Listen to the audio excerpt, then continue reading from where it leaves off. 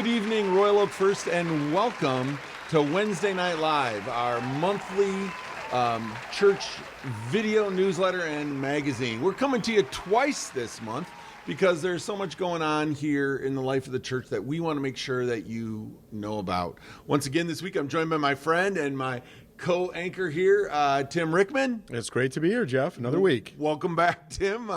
Funny, we're kind of wearing the same clothes we did last week. That's right. You know, in the middle of a pandemic, you don't need to change often. And, plus I've always told you, probably you likewise, don't ever change. Don't ever change, right? Don't ever change. So we are grateful to be back here this week, continuing to bring us some updates on our Compass team, where some of the major just kind of things that we're working through at the church are happening. So, Tim, what's going to be happening in today's episode? So another exciting week. This week we have two other Compass team members. We're going to talk with Richardson, who's been very involved in the personnel activities in recent years, in particular over the last couple of months. And she'll talk with us about the kinds of changes that were made and what we're thinking about into the future. And then, of course, a big matter of focus over the last year has been COVID, and Jay Dunstan on the team has led, our response to that, our planning to that. There's been a lot of planning done and hopes to open at times, and we'll interview Jay and talk about what the thought process has been, and then also tour the building so folks can see what it looks like here, even as it's closed. So all to come today. Well, it's going to be a great episode, and we're just grateful for our Compass team and its willingness to be here with us. Last week, Tim and I had a little dad joke-off, and we are still anxiously awaiting the final results on who the champion of that of the dad joke contest is. But this week is a big week. We didn't need to wait for the results to come in. We know how it went. You took it to me. It's okay, Jeff. It is. You did great, though. Thank you. It's a rough day, but yeah, it's okay. This week is a big week, Tim. It is Valentine's Day. That's right. It is. You and I are known to be pretty romantic guys, right? That's right. Ask Bridget, ask Christine. Yeah. Like, we usually just come through. Yeah. Big on Valentine's Day, right? And other guys, ask me, what should we say, right? I'm thinking about writing my own card this year, right? Yeah. Well, that's an interesting point, because this year it's different. It is a little bit different. So how do we tell the person in our life, our partner, our spouse, the one that we care about, our Valentine, how do we tell them this year, in the middle of social distance, quarantined Valentine's Day, how special they are? So, well, the answer is we're going to tell them remotely. Perhaps, we're going to tell them remotely, right? But unless they're already in the bubble. So Tim and I did a little bit of research this week, and we have the list right here from the home office in Royal Oak, Michigan. We have the top 10 COVID-19 Valentine's greetings. Fellas, ladies, get out your pen and your paper. Write these down. You can't get this kind of wisdom anywhere else than right here at Royal Oak First. So here we are, the top 10 COVID-19 Valentine's greetings. Number 1. 6 feet apart, but still in my heart. Number 2, love is in the air, and so is COVID, so try not to be. Number 3, the love we have for each other is rare, like disinfectant wipes. The number 4 COVID Valentine's greeting is, unlike cleaning supplies, my love for you will never run out. Number 5, I give you my last bottle of hand sanitizer. Number 6, be my quarantine. Number 7, you're essential to me. That one cracked me up there a little, Tim. That cracked me up there a little bit. Okay, the number 8 COVID Valentine's Christmas greeting. I've loved you every minute we have spent together, and there have been so many minutes. So many minutes. All right, number 9. Will you be in my bubble? And last, and certainly not least, the number one COVID Valentine greeting is roses are red, violets are blue, pandemics sure stink, but I still love you. There you have it, friends. From the home office in Royal Oak, Michigan, the top 10 Valentine's greetings for this COVID-19 series. Tim, we just aim to serve our community, don't we? That's right. I'm just glad to do it. We just bring lots of wisdom. So, hey, thanks for checking in here. We're going to turn it over to our announcement reel so you can catch up on what's happening here in the life of the church, and then you'll get these great interviews. So thanks for checking in here with Tim and I today. We're really glad that you are here. This winter, we're working hard to help keep people warm. In January, we collected over 200 blankets. In February, we're collecting underwear and long underwear. In men's sizes large and extra large. If you would like to make a contribution, you can drop it off at the church office Monday through Thursday from 10 to 3. If you would prefer, you can make a financial contribution at rofem.org/giving. Lent is almost here, and this year our Lenten series is Entering the Passion, Risky Love. Lent begins with Ash Wednesday on February 17th. Come by the church from 7 a.m. to 7 p.m. for drive-up ashes and communion. Then, at 7 p.m., you can watch our online Ash Wednesday worship service. February 19th and 20th, join us for a Zoom retreat hosted by Reverend Kevin Smalls from Hope UMC and our very own Pastor Jeff. Join Pastor Jeff for our Lenten book study following the book Entering the Passion of Jesus, A Beginner's Guide to Holy Week by Amy Jill Levine, Wednesdays, February 24th through March 24th. Men of the church are invited to attend a Zoom men's retreat with Pastor Jeff, March 5th and 6th. March 14th through 18th, find some time to have the sanctuary to yourself, to pray and experience the space that we've all missed so much. Whether you already know your number or not, you're invited to join our Enneagram retreat to learn more about this enlightening tool of self-discovery from trained Enneagram coach Laura Witkowski. Holy Week begins with Palm Sunday on March 28th. Watch our online services at 9 or 11 a.m. or join us at 10:30 a.m. on the church lawn to gather, wave our palms, and make a ruckus to celebrate Jesus' arrival in Jerusalem. Holy Thursday brings us more opportunities to worship with an online service and an in-person hymn sing and celebration of communion, both at 7 p.m. Good Friday offers 3 unique opportunities for worship.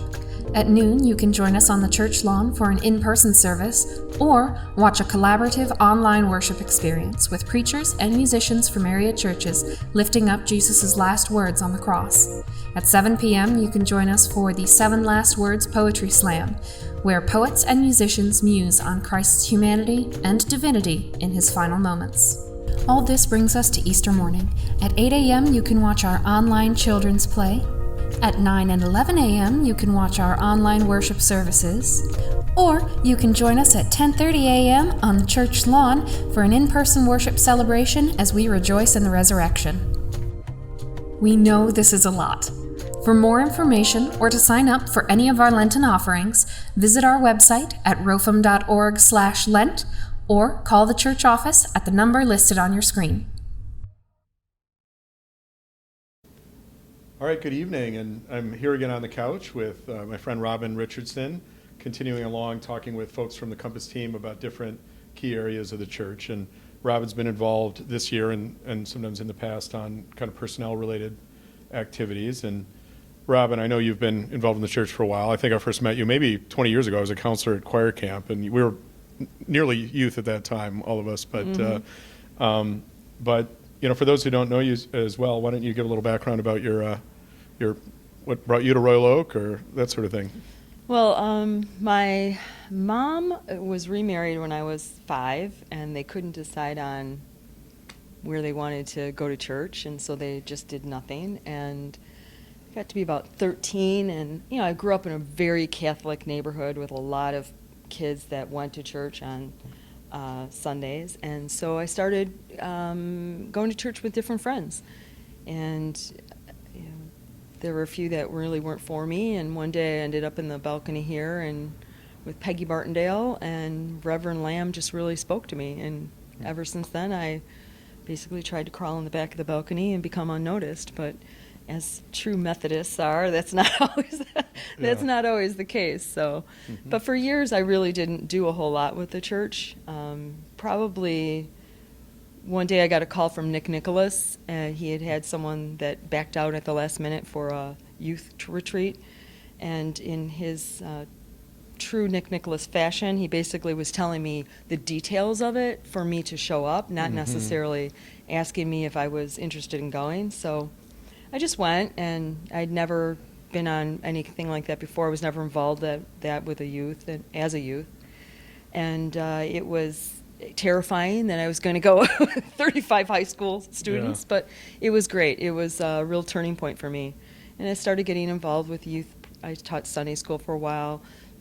Steve Weber asked me to become a counselor, cabin leader at camp, and I really found a love of choir camp. I adore it. It's probably one of my favorite things.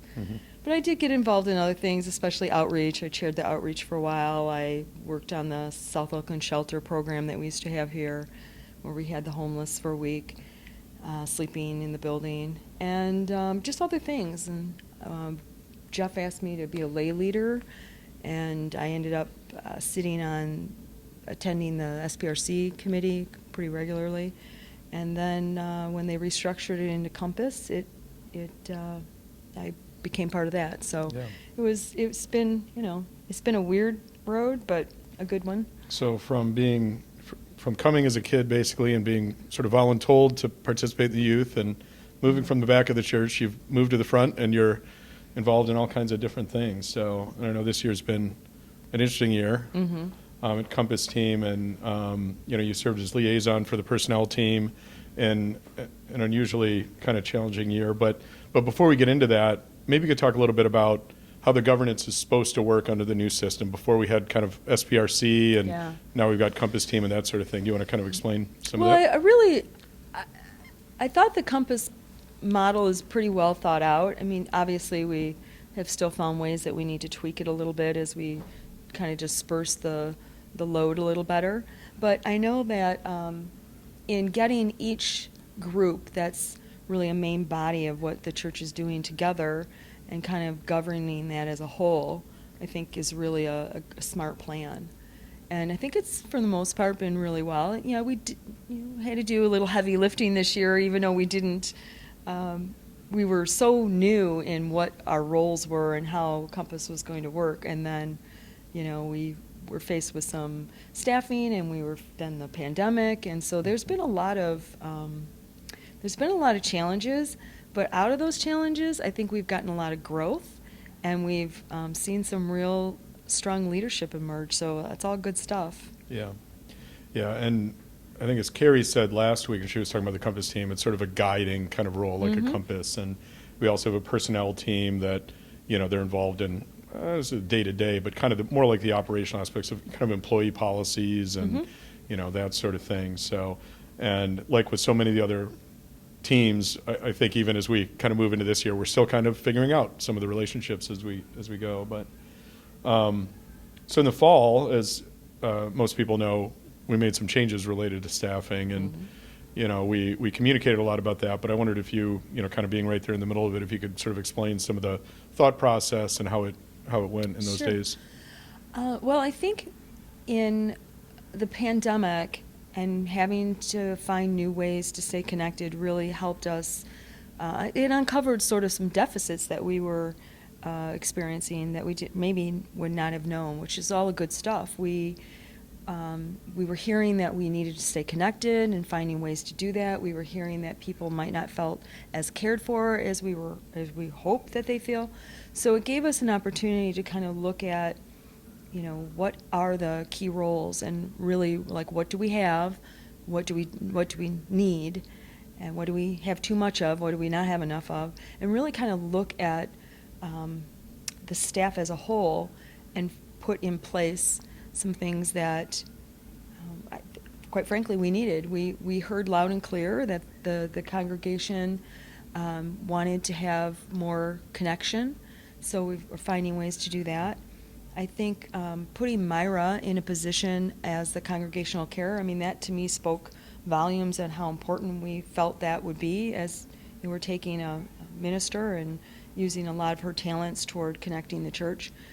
And now with her going to finish her education, that still leaves us in a situation now to start to look at it again and to say, okay, well, that was going to be the model. Is that still the model that we need? Or is there another way to look at it so that we can be even more connected and have people feeling that they're even more a part of what we're doing here? Yeah.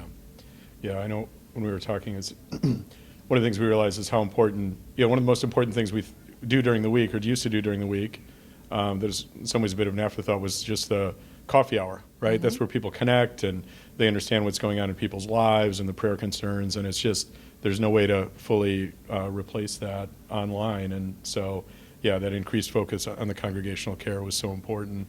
Of course, as we've talked about, there were kind of financial challenges last year and concerns, and then, changes, increased pastoral staff in some ways at the beginning of the year, and then need for more audio and video editing, Right. and maybe less, time in the office and other things. So I know all those things were, in the team's mind when they talked about those changes. Well, there's a lot to that, and I will say I probably had to have more hard conversations with staff this year than I hope we'll ever have to have. But that is, first of all, the congregation. I am always amazed at just how generous this congregation is. It allowed us to not be in a situation as much of a deficit as we thought we were going to be, so we had a little more tools. And then dealing with the staff and just the people that you have in place here, I mean, even as hard of news as you might not even have a job, people understood, and they were willing to still step up and be part of this group. Some of them, even if they weren't going to get paid, wanted to still be involved, which I think is a real good, it just speaks volumes to the caliber of people that we have here and working together to try to make this work. And as we have to try to make those adjustments, and, like, for example, we talked about having the staff, since we aren't in the building, having the staff work less hours in the building, putting more resources toward online, putting more resources to the quality of online. So we've had to shift a lot, but I will say it's been probably as least painful as I can think it was going to be, based on the positivity and the willingness of everybody involved to just pitch in and do what they needed to do. Yeah, I totally agree. And now as we head into this year, I know that the team is going to kind of work more regularly on things, because the only thing we know for certain is that there's probably going to continue to be lots of changes, Right. whether it's how we worship or where we meet or the activities we need to do. Do you want to talk about how we're going to maybe approach things a little bit differently this year? Mm-hmm. Well, we just had another little retreat that we got together and kind of talked about what that looks like, and comparing what our goals were when we were at the onset of this Compass team to now. Are those still our goals, or how have they changed, or how do we modify that if they have changed? And one thing that I think, if there's any good that has come out of all of the pandemic for us, I think, is an ability to communicate and stay connected and grow our congregation that is not just physical in these walls, or people that are able to get to church every week. Not that that's not wonderful, and not that we're not all hoping to be back there soon. And absolutely, a lot of what we do and how we do it comes out of those coffee hour conversations. But it's also an opportunity for us to stay connected virtually. People that maybe go to Florida for the winter, they can still participate in church. It's just a way for, I think, what's born out of that is just a really good way for us to stay connected as we look to how we move forward. So basically what we've been doing is looking at it, we've committed to doing it on a monthly basis, not only the financials, but the processes that are in place and are they working. And then obviously quarterly, yearly, 2 years down the road, 4 years down the road, how does that all look? Yeah. So the staff has not only willingly stepped into different kinds of roles in many cases, and in some cases with maybe less hours at times. But as an organization, I think we've gotten better at things, as we're seeing in the worship and the online worship and activities, and the I know, and you mentioned people who are in Florida now can worship, and Sure. Jeff had somebody join a Bible study recently from another state, and these kinds of things, and that's really kind of neat. But in terms of opportunities, I know you've said that some of what this is kind of forced on us is sort of a relook at things, and it's sort of an opportunity to look at things differently Sure. from an organization, and how we operate and who's where. Do you have kind of further thoughts on Well, that? we've done a lot of we've always, and we've always done that. And this year, especially, we've had so many situations where there is no blueprint. We don't have a we've always. So it really gave us an opportunity to explore some avenues that we might not have even thought of. For example, Myra's decision to go back to school and leave Rofum is now a chance for us to say, okay, well, now how does that look? How does congregational care look? Mm-hmm. And how do we either split up those duties? How do we increase those responsibilities? Who does that? Is it, how do we work that out? The people that come for lunch every day, that wasn't what Mike Monty was here to do, but he stepped into it and really done a wonderful job at that. So just ways that keeping an open mind and not looking at the always, but maybe looking at, what is it we're trying to accomplish and where do we want to be as a church? I know I've heard a lot of people say it's important to be an entity in this city, to be a resource for the community. And I think that gives us an opportunity to position ourselves in that way. Yeah. So, so it's constantly staying focused, I think, on our overall vision and what we're trying to accomplish, and then what's the right organizational structure to do that, as we've been forced to do again this year with more online. And then, where do we have the right individuals in those positions? So, so I kind of saved for last one of the biggest questions, which is, Myra has resigned to pursue her studies, and we're excited that she's able to do that. But obviously, a lot of people must be wondering, what are we doing? Are we going to fill that role in the same way, or what's happening in our church with that? So. Well, I actually just had a conversation with the core team about that, and that was one of my concerns too. Is that do we need to go and have another appointment here? And Pastor Jeff gave me basically he let me know that he feels that there is a lot of bench strength here, that there are a lot of people that have several gifts that we're able to maybe develop a little farther. And just in some of the guest speakers and guest sermons that we've had over the last few months, you can see that we do have a real strong team here. So I think as we move forward, that's one more of those things that we have to just decide as we go, righting the ship as we go and trying to decide when or if we bring on another minister. Yeah, and so in line with sort of the new model of thinking, to where, what are the needs of our organization and our congregation, and then which are the right individuals to fill it. I think we were positioned to be thinking that way already because of last year, and now I think, again, we're saying, well, we were fortunate to have an appointed clergy Sure. To fill these roles of congregational care, and of course preach and everything like that, but maybe we can reach other ways. So nothing's decided. I Right. know it's still going to be worked on, but there's a lot of opportunities here. Right? Well, the one thing I will say about the staff that we have in place now, that not only is nothing set in stone, but they're very receptive to new ideas and to trying something new. Okay, let's think about it differently. Maybe we thought we were going one direction, but maybe we should think about it in another way. So, and they're willing to just kind of explore that. And I think what comes out of that is you get more ideas and you sometimes get a more fruitful outcome. Yeah. So like flexibility and resiliency is kind of becoming Absolutely. a big word this year. So, so as we kind of move to close, is there anything else you want to kind of share with the congregation or the staff? Or? No, I'm just looking forward to being back in person, and as much as online is fun, I do miss the camaraderie that we have when we are able to be together. And we had to cancel choir camp this year, which is like dagger. You know what I mean? It was Yeah. it was so hard to do, but obviously it was the right call, and I'm looking forward to maybe getting back on track with all that in 2021. Yeah. Well, Robin, thanks for coming in and talking to us tonight.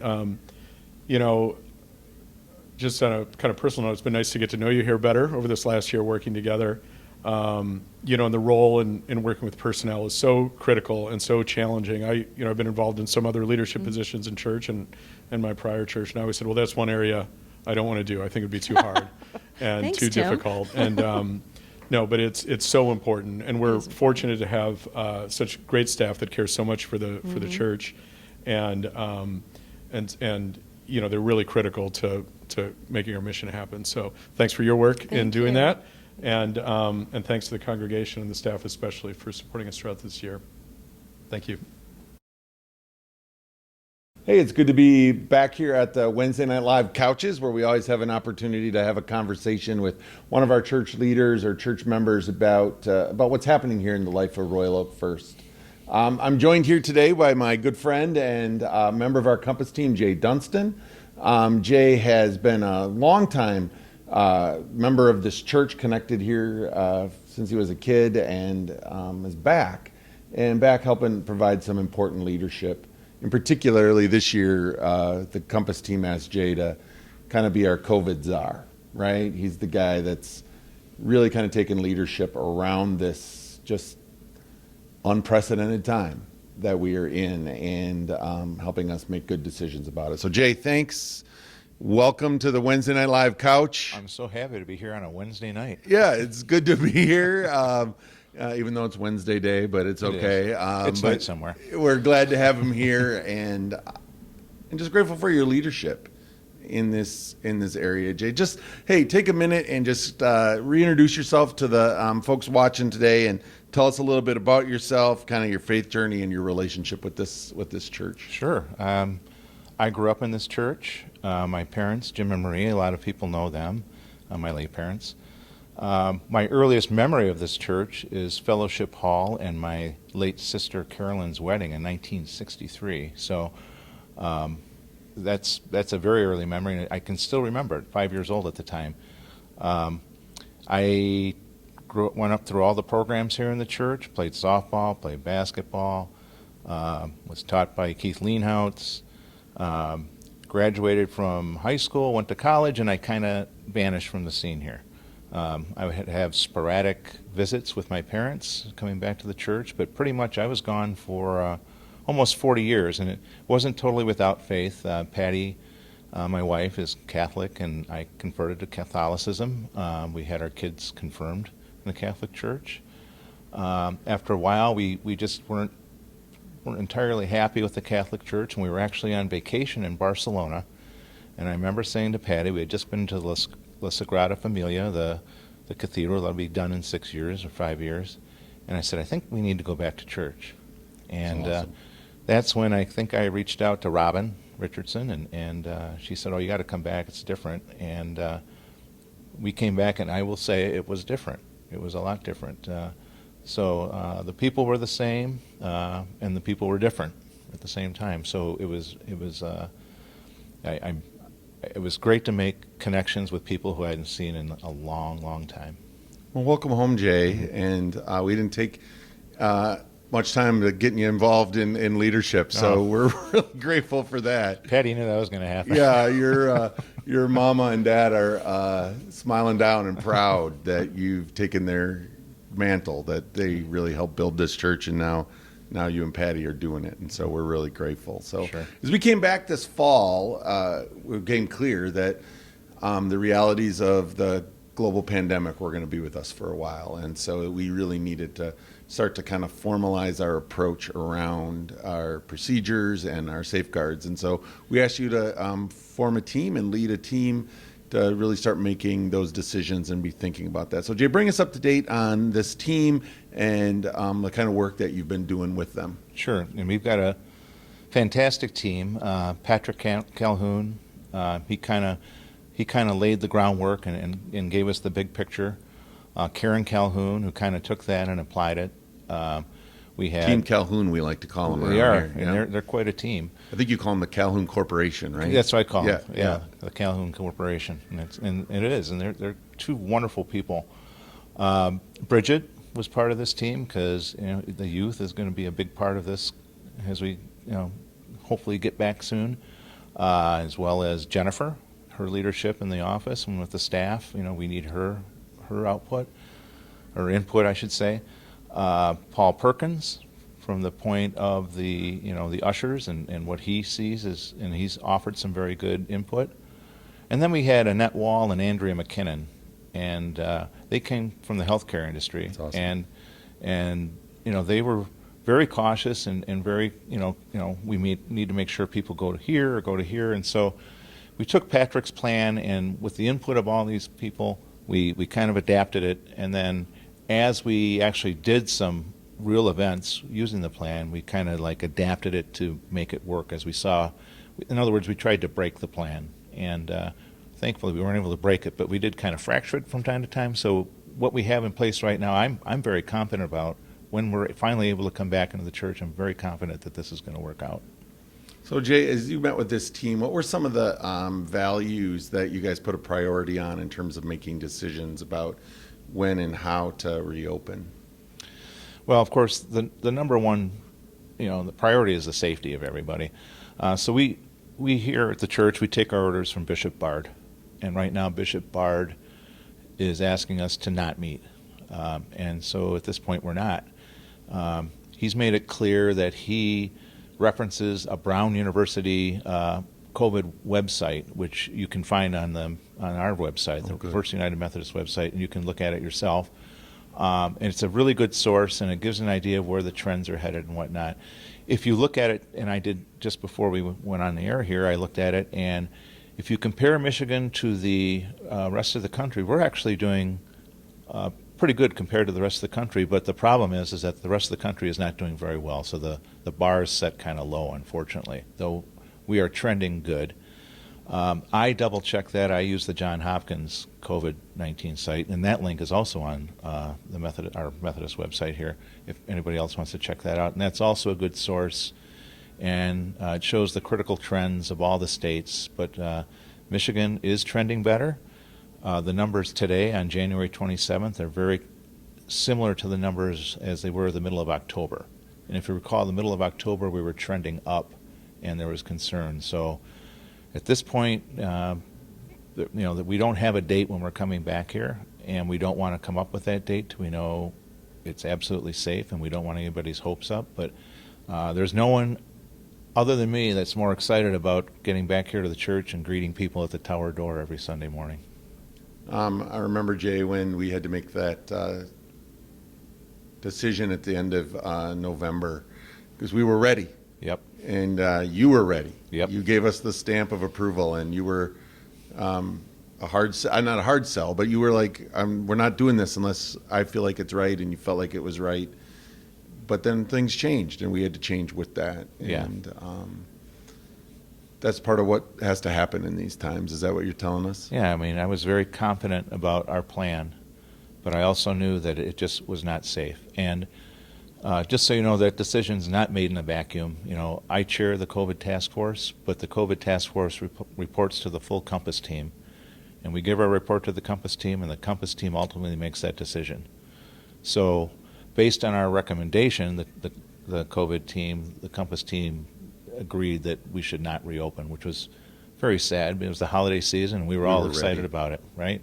Yep. So if you hear Jay saying, one, we have a plan in place, and two, when it's time, based on the numbers and the recommendations from our bishop and things like that, we are ready to welcome us back into this church for larger groups with those kind of things. So Jay, I really thank you for all of the hard work with this team. For such a time as this, you clearly have had years of experience in helping communities deal with hard stuff.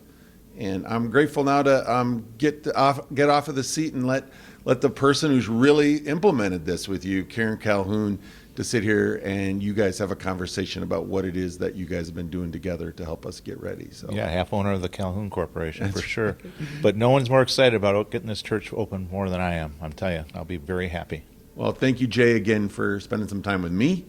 And thank you for coming home and leaning right in, especially at a time when we needed you. Right, Appreciate you very much. Thank you. Yeah. All right, this time I'd like to introduce Karen Calhoun. She is part of our COVID task force, and along with her husband Patrick, they took the plan that Patrick put forth and the COVID task force put forth, and she kind of applied it within the church itself. Hi everyone, I'm Karen Calhoun, office manager, and we really wanted to make sure that when you or when anyone approaches the building that they feel safe. So from the time someone walks into the building and even just approaches the building, they start to see reminders in the form of signs, dots on the floor, hand sanitizing stations throughout the building. And in addition to just those reminders, we also have guidelines we follow. So if you need some space to meet in the building, we have certain rooms that you can meet in and have a certain number of people in there. We have guidelines as to where people can sit and stand and walk when they're here for something like a small funeral. It's all designed to keep everybody safe so that we can all come together again safely in the future. Karen, you want to start us off in the gathering place? Sure. So in the gathering space, we've removed a lot of the chairs to make sure that when we are there, we're not lured into thinking that we can sit too close to each other. We want to make sure that we have those constant reminders of how we can come together but be safe about it. So you'll also see in the gathering space dots on the floor, and those dots help us remember where we need to stand when we're lined up to go into the sanctuary, for example, for a funeral. Also, we had to figure out how else can we keep each other safe by not walking past each other too closely. So when we are in the gathering space and we do need to line up for something, we have ways to let people leave the space to go and use the washroom and then come back and join the line again without passing anybody and coming too close into contact with people. Okay. In short, I mean, the gathering place really should just be called the place right now. Yeah, Okay. the not-so-gathering Yeah, place. that's the gathering place. So then in the sanctuary, let's talk a little bit about how we're making that work, or we're going to make that work, and how we're spacing people apart. All right. In the sanctuary, we've made sure that when people sit, they can feel very safe. So it starts right from the front of the sanctuary, leaving a space between anybody who's up on the chancel, and then having people start by sitting in certain spots. And everyone can sit like every other row, and everyone sits at the opposite ends of the row. So we always have a lot of space between each group of people. So if you're here, you can sit in the sanctuary within your own pod, and then you'll know that you're not too close to another pod that's going to be sitting in a different pew behind you and further down the other side. And we have signs on those seats so you know where to sit and where not to sit. And we've got the rows all roped off too, so you know where you can enter and where you want to avoid entering. And in order to avoid and contact as much as possible, the other thing we're doing is we're seating people in the sanctuary from the front to the back, and that's to minimize contact. And then at the end of the service, we've only done a couple funerals and the All Saints service. At the end of the service, we exit starting from the rear of the sanctuary to the front, and this is all to minimize any kind of contact. And on top of that, we even have lookout points for when people are entering the building. We know that there are pinch points, and so we have people stationed at strategic locations to make sure that it never gets too crowded, to make sure we can really control the traffic, and again, just keep people from coming too close to one another. And the important thing to remember, of course, is upon entering the church, you must have a mask, and that's a must. And if you've forgotten a mask, we'll get you a mask, but we'll make sure you have one way or the other. We have quite a few on hand.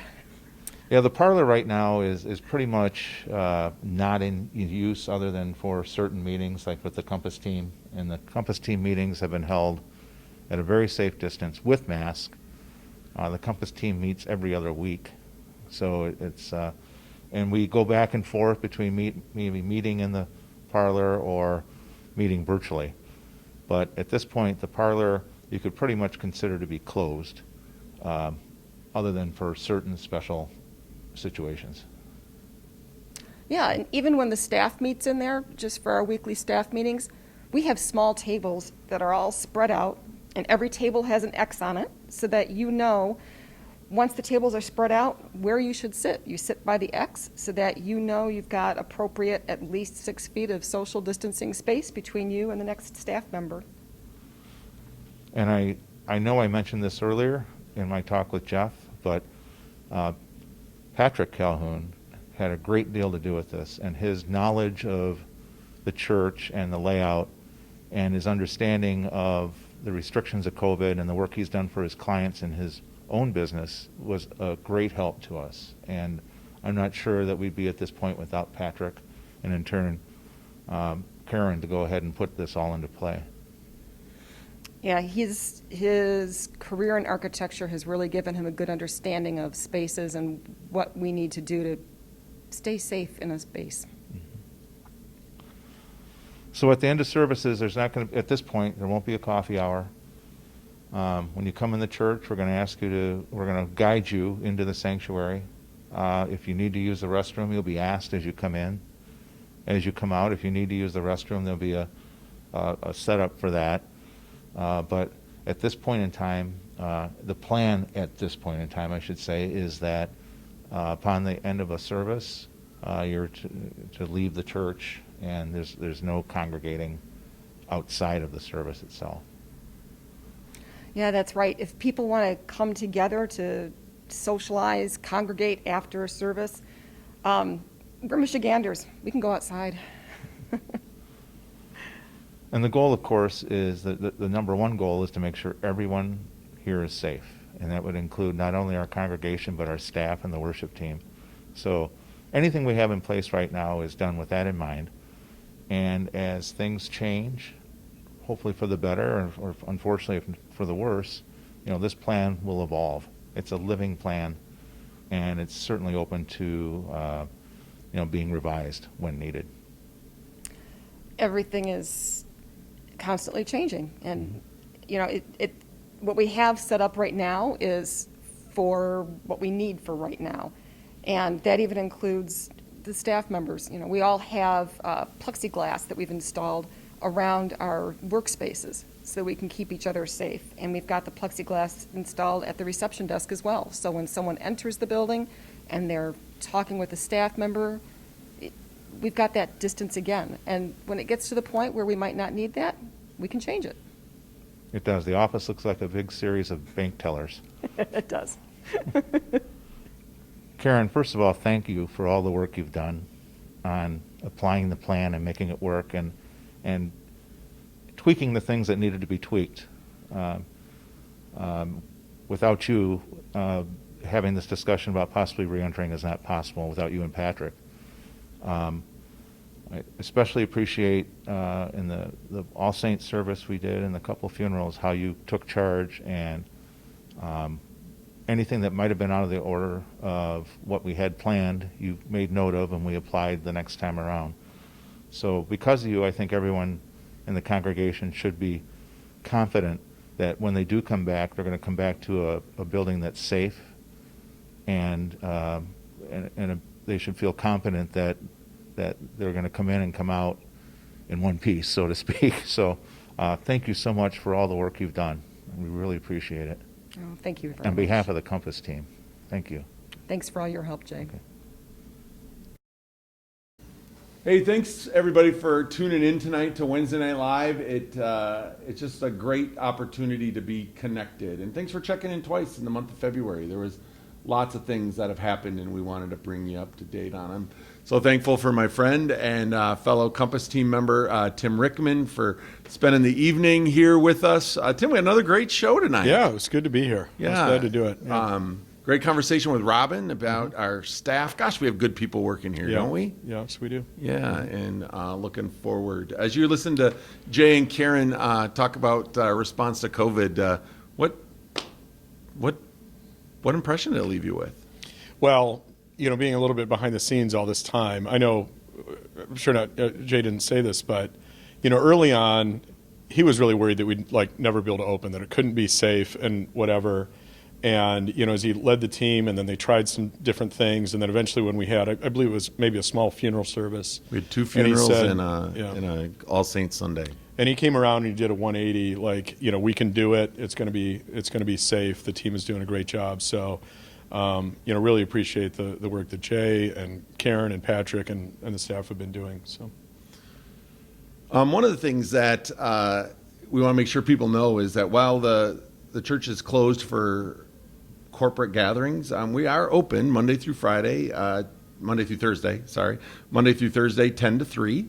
And if you're in the area, just give us a call and stop on in. We'd like to see you. And the sanctuary is available for you to come in during those hours and sit in and feel the presence of God in that space that's so powerful for all of you. So while we aren't gathered for corporate worship, we are open, and we want you to be able to know that you can come here to check in, to see, to drop things off, and to just visit this place that misses you as much as you miss it. So we want to make sure you knew that. We wish you a happy Valentine's Day, and Tim and I hope that you use some of our Valentine's greetings. Yeah, many great ones to choose from. Yes. You can check in with Christine and Bridget to see how we pulled off our COVID Valentines this year. And we always like to end our time with a couple of important just traditions that we do here at Wednesday Night Live. Tim? Yeah, so first of all, it's time to honor and think of the folks that have a birthday here in the month of February. Unfortunately, since we can't get together, we can't often say it in person, but we want to at least let you know who at our church is having a birthday, so you have a chance to send them a card or give them a call. So let's roll it.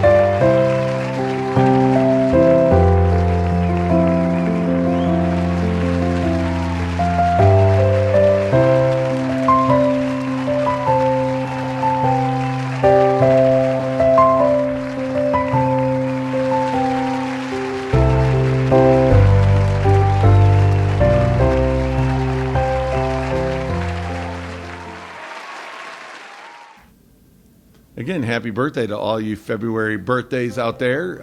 You are a gift that God has given to this world, and we're grateful that we get to celebrate you as you experience another grand trip around the sun.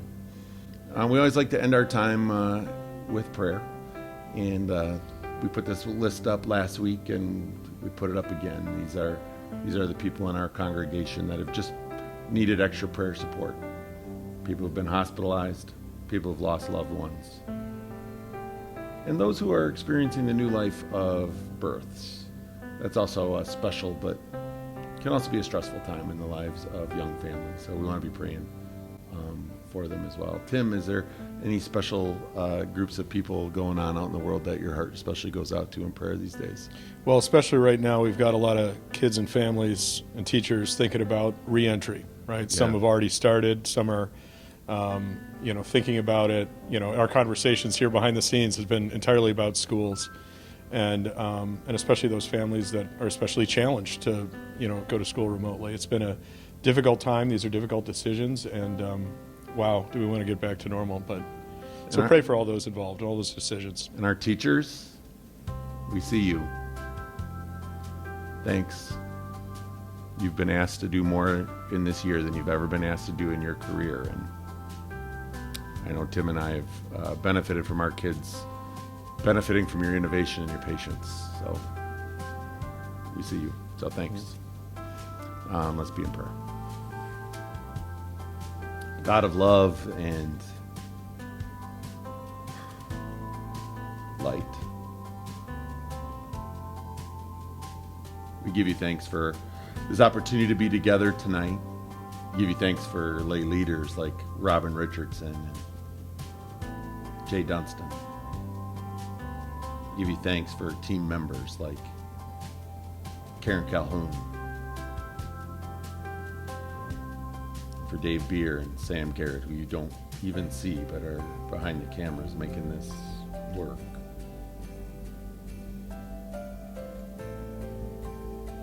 For all those in our church who need a healing hand, we ask that you bring it. For all those who need hope, we pray that you deliver it. And God, we especially pray for families who are navigating this re-entry back into school. Pray for teachers and administrators as they navigate this uncharted water. May they know that the people of Royal Oak First hold them in prayer and are grateful for the job that they're doing. Lord, be with us until we are able to gather together again. We ask this all in your name. Amen. Hey, thanks everybody for checking in to Wednesday Night Live. We love you. God loves you. And there's nothing you can do about it. So go in peace.